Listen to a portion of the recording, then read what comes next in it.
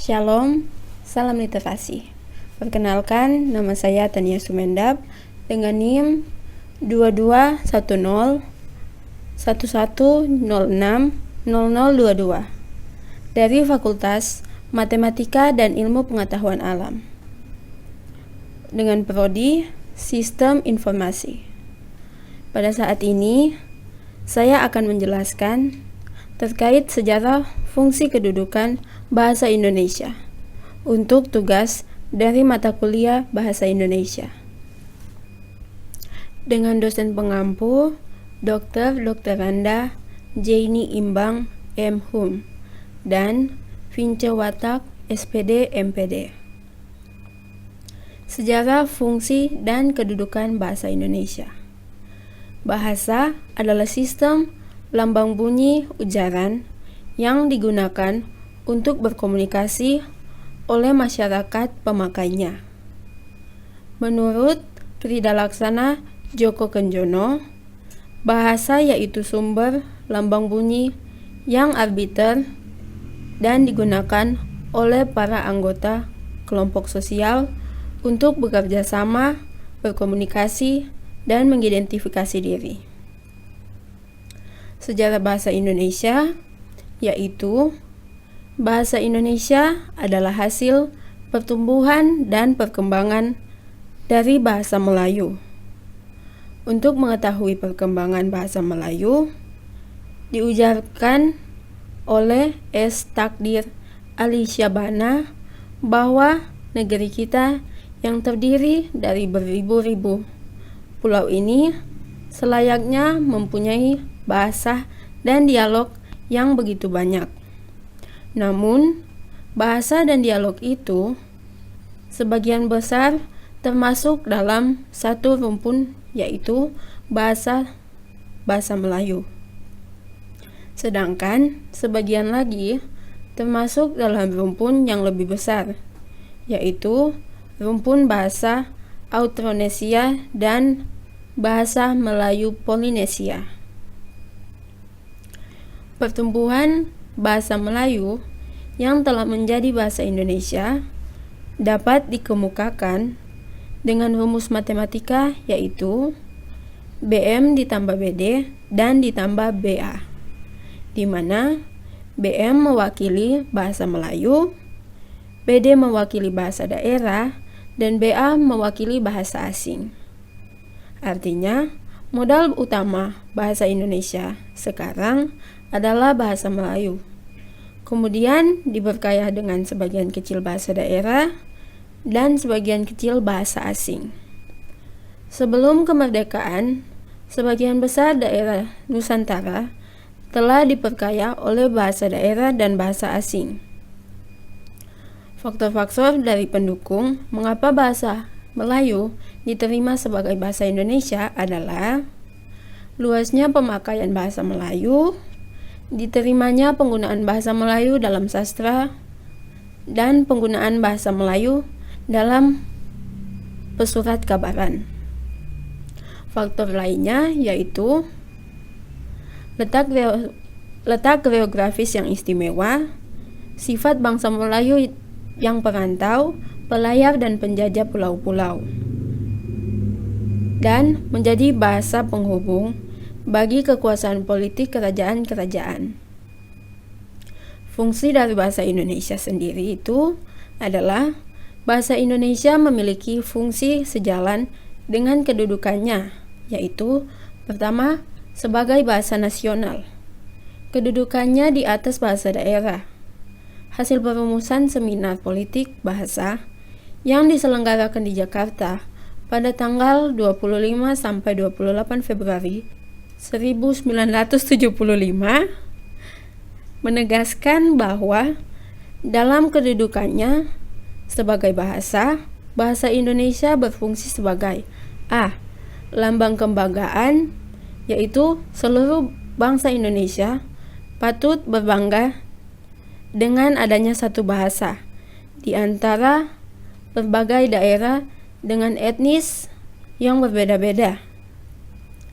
Bahasa Indonesia juga memanggarkan nilai-nilai sosial budaya luhur bangsa. Dengan keluhurannya, bahasa Indonesia harus menjadi kebanggaan dengan cara menjunjungnya, merealisasikannya, mempertahankannya, dan mengembangkannya. B. Bahasa Indonesia sebagai lambang identitas. Bahasa Indonesia terdiri dari berbagai etnis atau suku bangsa, sehingga dengan kondisi ini, bahasa Indonesia berfungsi sebagai lambang identitas. Sebagai lambang identitas, bahasa Indonesia merupakan lambang bangsa Indonesia.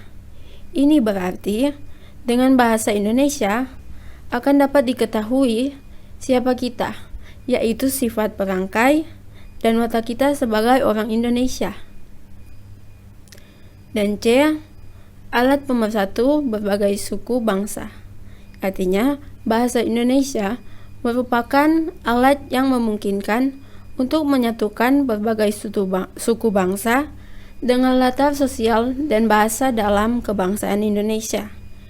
Dengan demikian, bangsa Indonesia yang berbeda suku bangsa tersebut bisa menyatukan cita-cita dan rasa dengan perantaran bahasa Indonesia.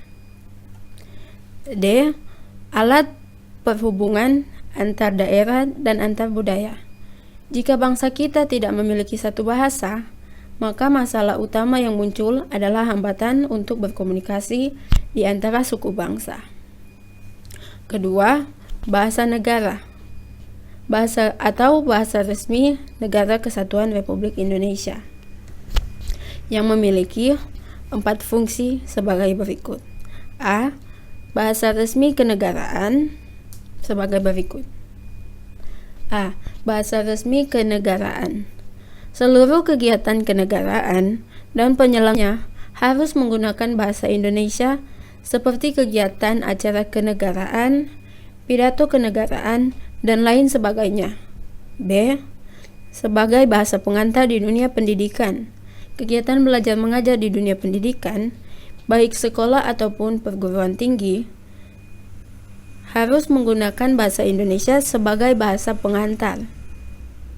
C. Alat penghubung pada tingkat.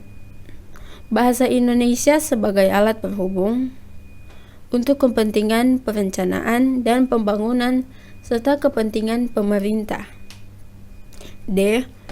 Alat pengembangan kebudayaan dan iptek.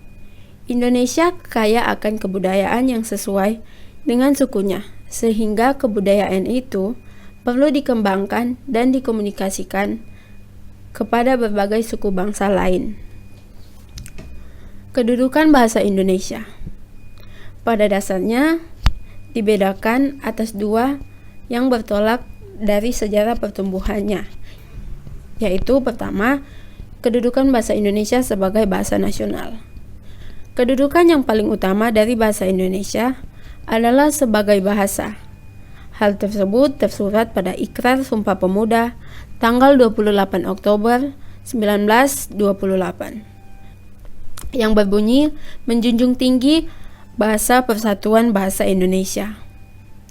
Setelah Sumpah Pemuda, dalam sebuah hasil perumusan seminar politik bahasa yang diselenggarakan di Jakarta pada tanggal 25-28 Februari 1975, diantaranya menegaskan bahwa bahasa Indonesia sebagai bahasa. Yang kedua, kedudukan bahasa Indonesia sebagai bahasa negara. Seiring dengan Hari Kemerdekaan Indonesia, 17 Agustus 1945, pada tanggal 18 Agustus 1945, diakui dan disahkan keberadaan bahasa Indonesia sebagai bahasa negara, yang termasuk pada pasal 36 Undang-Undang Dasar 1945 yang berbunyi, bahasa negara adalah bahasa Indonesia. Berarti, bahasa Indonesia tidak hanya berkedudukan sebagai bahasa, tetapi juga termasuk dalam bahasa negara. Jadi, kedudukan bahasa Indonesia sebagai bahasa diembannya dalam persoalan kehidupan berbangsa, bukan dalam kehidupan bernegara. Demikian juga, kedudukan bahasa Indonesia sebagai bahasa negara diembannya dalam persoalan kehidupan bernegara, bukan dalam kehidupan berbangsa. Sekian dari saya, terima kasih.